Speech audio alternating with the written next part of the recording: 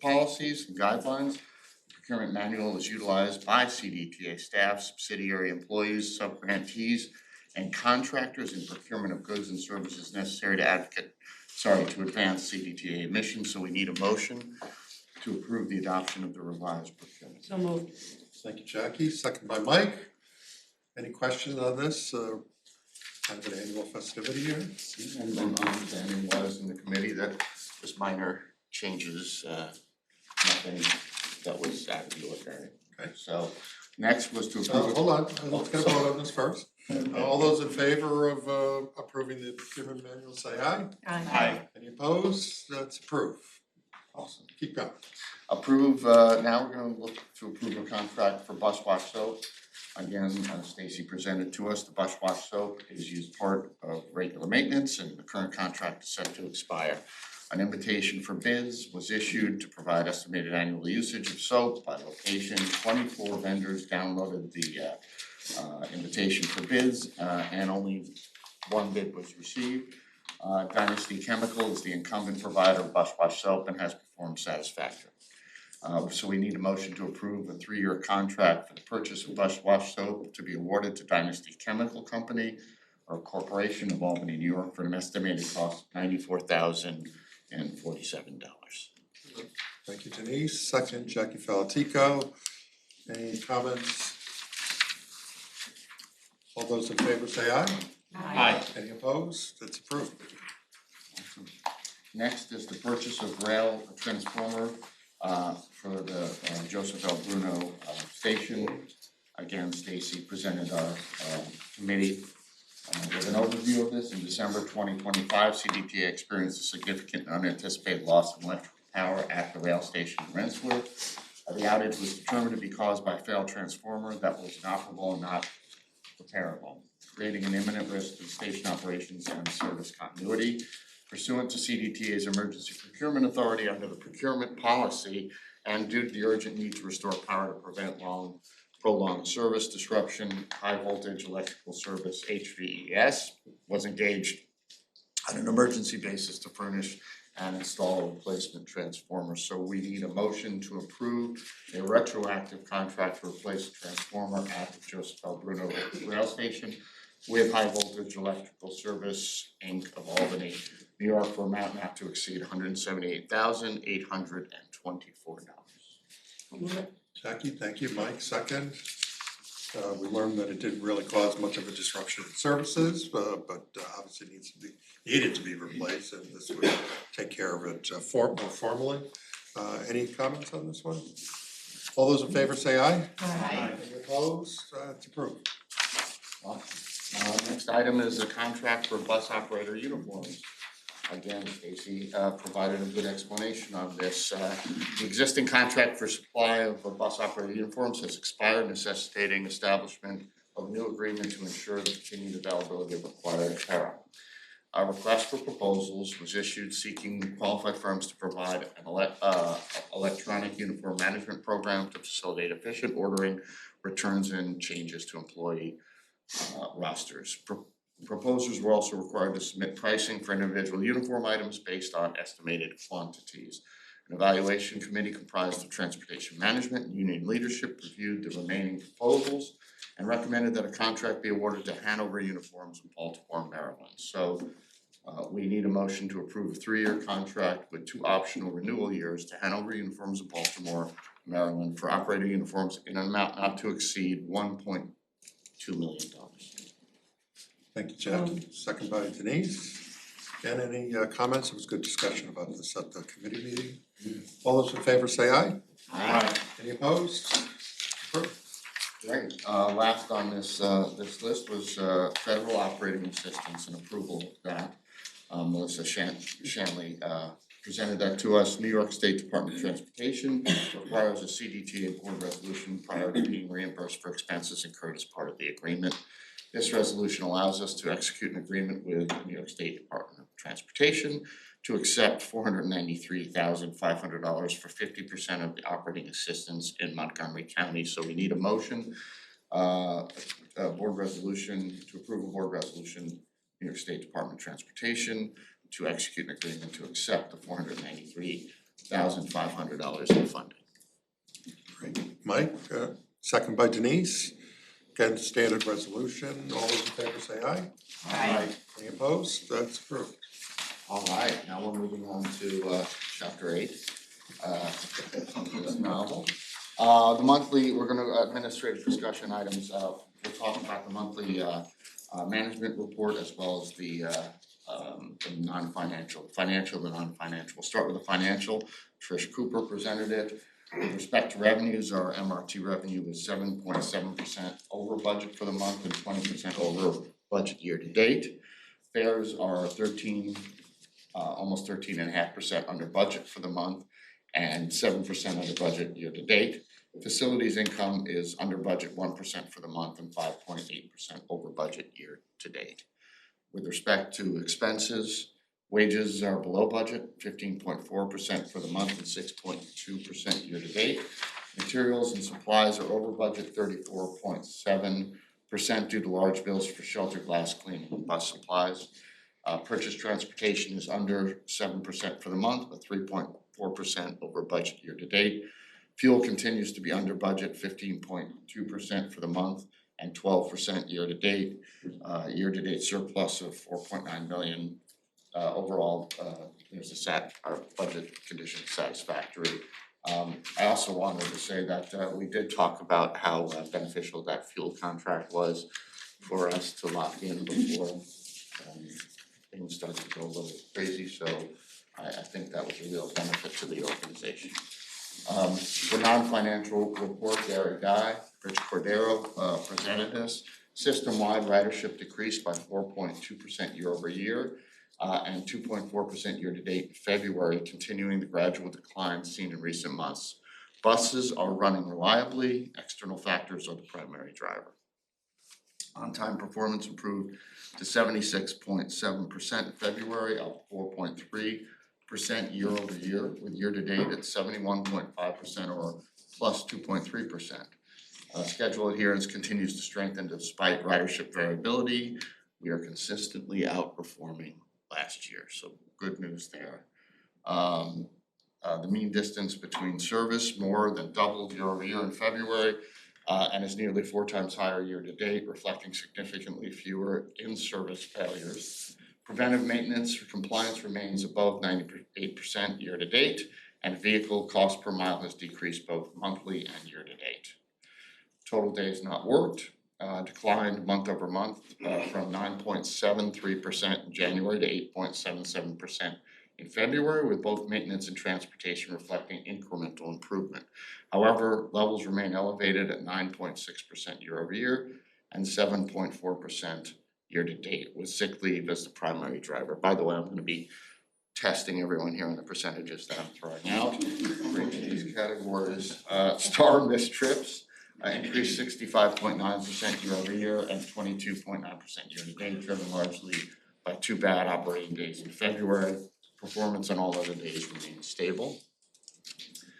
Star on-time performance declined 11.1% year over year, 67.65%, heavily influenced by service disruption of February 11th and 15th. Performance on all other days remained consistent, and I think those were the heavy snow days that we had talked about. And last but not least, I know you want more.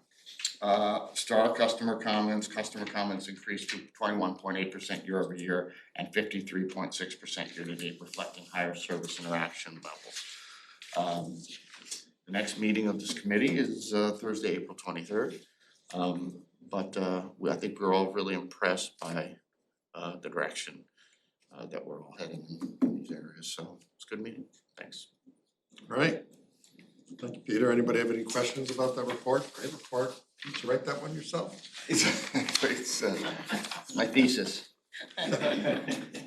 We'll move on to the next committee report, Community Stakeholder Relations Committee. Jackie McDonough. Thank you, Mr. Chairman. Good morning, everyone. The Community Stakeholders Relations Committee met here on March 19th, and of course in person as well as on Microsoft Teams. And I bet you didn't know that this is CDPHP Cycle Season 10. It's a big anniversary for us, and we're excited. We're planning a big year of events to celebrate this decade in service. In 2025, the program set a ridership record for the second straight year, surpassing 100,000 trips for the first time, the highest partnership with UAlbany, as well as with the City of Albany yielding the highest ridership total. So to mark this milestone anniversary, CDTA, partnership with CDPHP, will be producing special anniversary branding, hosting a kickoff event, running special promotions and contests throughout the year.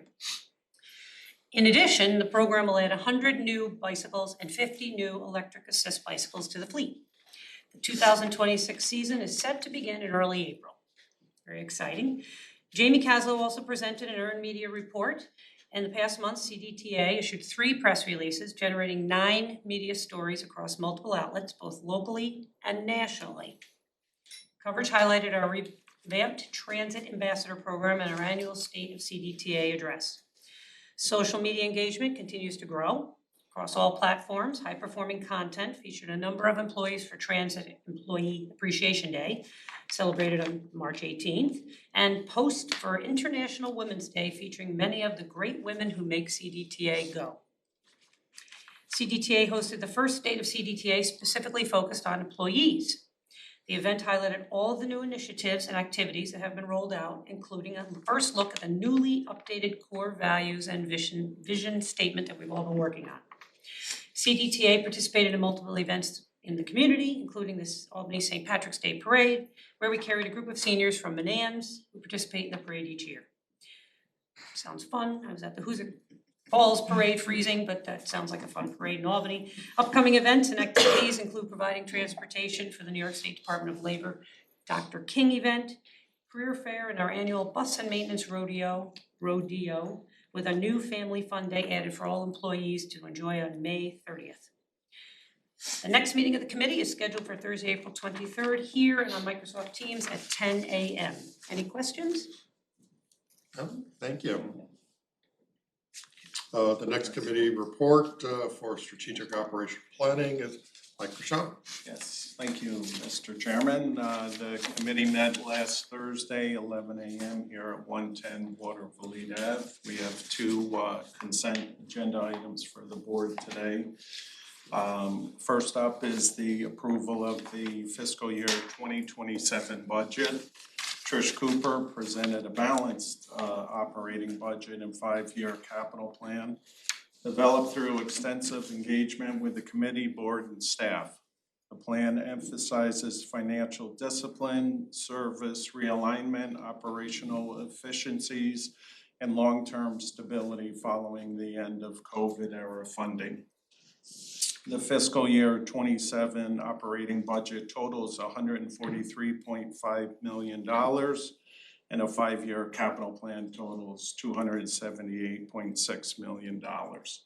State operating assistance assumes an 8% increase pending final state budget action, while federal assistance includes $22.4 million in Section 5307 and 5311 funding.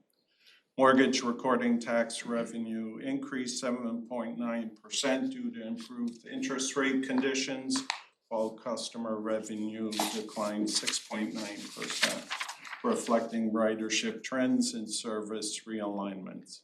Other income increased $3.1 million from higher interest earnings and strategic use of reserves. Wages decreased 8.1% due to service realignments and efficiency gains, while health benefits increased 13%, driven by higher insurance costs and participation. Purchase transportation rose 5.4% from CPI adjustments and expanded STAR demand. Maintenance services increased 18.9% due to additional outsourcing, and utilities increased nearly 8% from rising costs. Fuel and parts costs declined 7.2% and 5.5% respectively, reflecting reduced fleet size and service miles, while professional services decreased 3.2% due to expiring contracts. The fiscal year 27 capital program totals $60 million, is fully grant funded and includes West facility design and infrastructure, and enterprise asset management system upgrade, mid-size infrastructure projects, Glens Falls investments, and ongoing fleet replacements. The 5-year capital plan, $278.6 million, includes construction of a new West facility, ERP modernization, and continued fleet and facility investments. The committee is recommending adoption of the fiscal year operating budget, $143,476,608, and a 5-year capital plan of $278,576,343. Well, there's a lot to unpack there, huh? Yeah. Sure is. Can I get a motion to adopt the budget? Thank you, Denise, second by Jackie Falatico. The decrease in the budget from the current fiscal year, which what everyone says, hasn't happened before. It's certainly been a very long time since it's happened. It's certainly unusual, and congratulations to Frank and your staff for putting in an enormous amount of work to get to that point. There's a lot of things that are taking place to try to get a budget that works for the organization. Any other comments? Anybody? All those in favor of adopting the budget and the operating budget and the capital budget, say aye. Aye. Any opposed? It's approved. All right, keep going. Yes, next up is the proposed May service changes. Mike Williams presented the May 2026 PEC as part of the ongoing service rebalancing strategy first implemented in August and November of 25, aimed at aligning service levels with ridership demand while improving fiscal sustainability. Route by route details were provided by the committee. The May PEC continues to focus on reducing operating costs and addressing structural deficits, improving on-time performance and schedule reliability, preserving rider capacity with ridership analysis, confirming that remaining trips will not experience unsafe or uncomfortable loads. Collectively, the proposed changes are expected to reduce approximately 30,000 annual platform hours, with additional savings anticipated once final crewing efficiencies are realized. Service adjustments include targeted frequency reductions on a small number of high-cost, lower productivity routes across weekdays and weekends.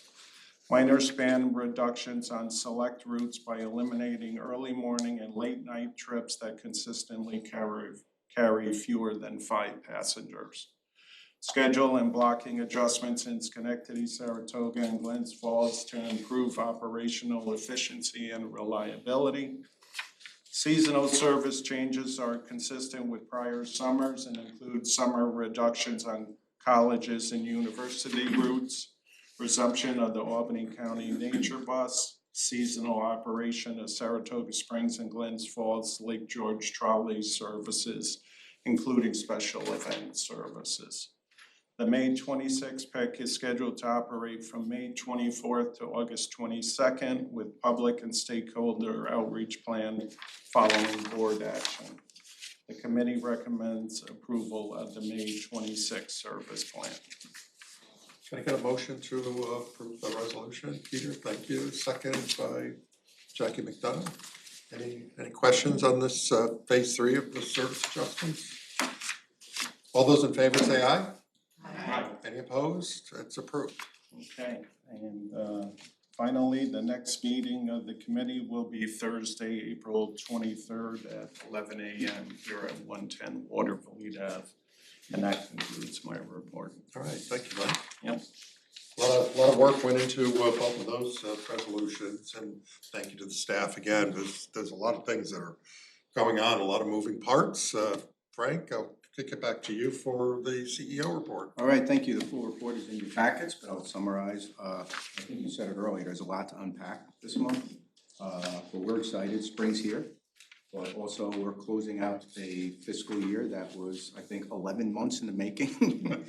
We've been working hard on it, and I will say, I congratulate the entire team because, focus has been on reacting to a new CEO and some of my priorities, but also trying to balance this bear. So congratulations to them, they did an amazing job. We did host the annual State of CDTA. My first was exciting. I hope everybody enjoyed the walk-up music. It seems to be what everybody took out of it. But I think it was short and sweet, and for me, it was really important to resonate or punctuate that, you know, for this leadership team, it's about listening, taking action, delivering results, and constant improvement. And that is through full transparency, right, and communication with the community that we serve, and that's my minimum through this, right? And, you know, with that said, the April deadline is here. April 1st deadline's among us. Congratulations on this budget. We certainly have adopted a responsible, balanced budget. I really feel confident in that. You know, using some informed assumptions, but we always have a plan B, right? But, you know, we're confident that what we're asking for is necessary, and we're still confident that the leadership, our elected leaders are gonna deliver this to us, because the affordability agenda is basically synonymous with transit, and there's no doubt about it. You know, and think about it. We started this year with an assumption, right? We opened up a $2.7 million deficit coming into this year. And again, I just want to say that the hard work that this team, this board, everybody, really, the accomplishment was we were able to strategically balance the budget and bring some over to next year so we could limit the amount of service reductions we have, and that's amazing. And that's not only through cuts, that's through efficiencies, that's, you know, really just rolling up our sleeves and getting the team involved, right? So,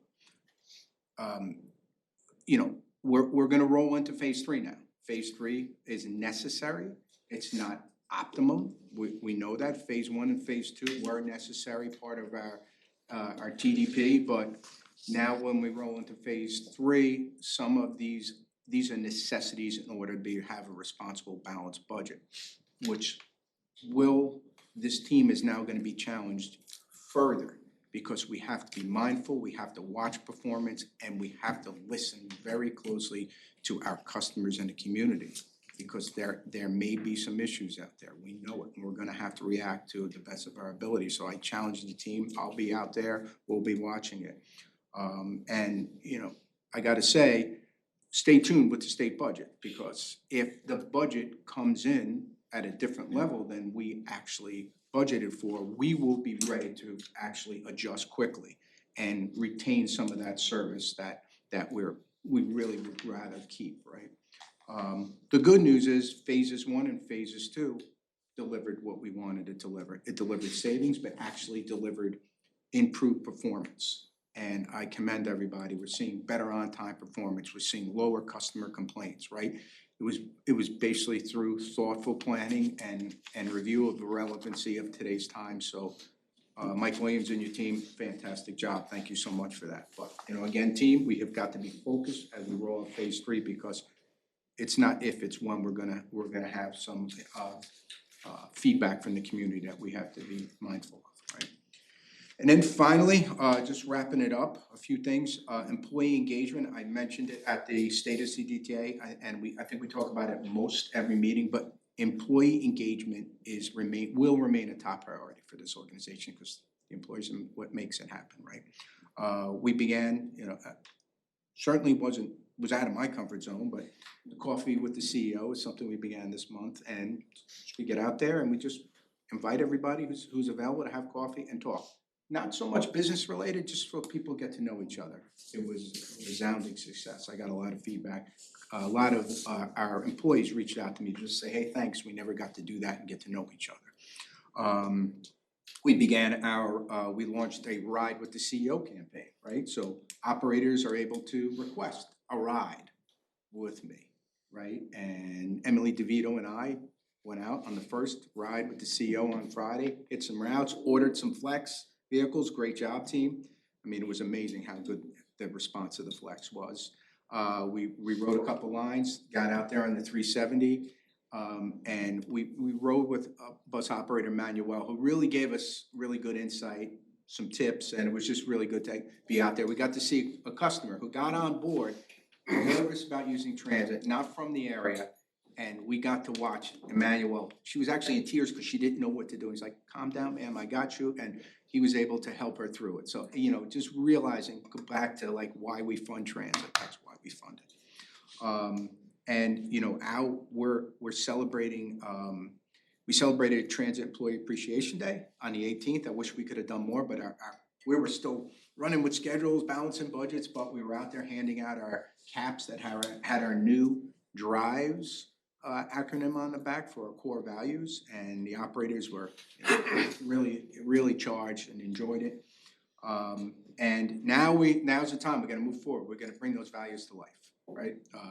That's my job, but this is the team, we're gonna be out there bringing it. We have the new vision statement. We're gonna incorporate all this into a new performance evaluation process that Kelly and her team are working hard on. We're gonna be rolling that out in May. And that will include that. And we have a new employee recognition program that's gonna be released too. I think we mentioned that I think it's really, it covers the entire authority. And we really need to celebrate, you know, the employees. So lots going on, lots to do this year, but stay tuned. And I do want everybody to know that back to the state budget, our local electeds, we've had a lot of discussions with them, and we have been sequestered today at 1 p.m. to the state capitol stairs for a press conference. That's going to include the local delegation, the Senate and Assembly leads for transportation, and we all want the communities that we serve to understand why we really need this 15%. And in closing, you know, 15% may sound like, what are we asking for? Fat rats, but if you follow the money, right, the transit funding over the past years has not kept up with the needs for service, and we need to be made whole again. And if we are able to achieve that milestone of the 15%, we will take a look at phase 3 and, you know, minimize most of that. So that's my report, and I will keep you all posted on the budget as it unfolds. Thank you. Thank you for the report.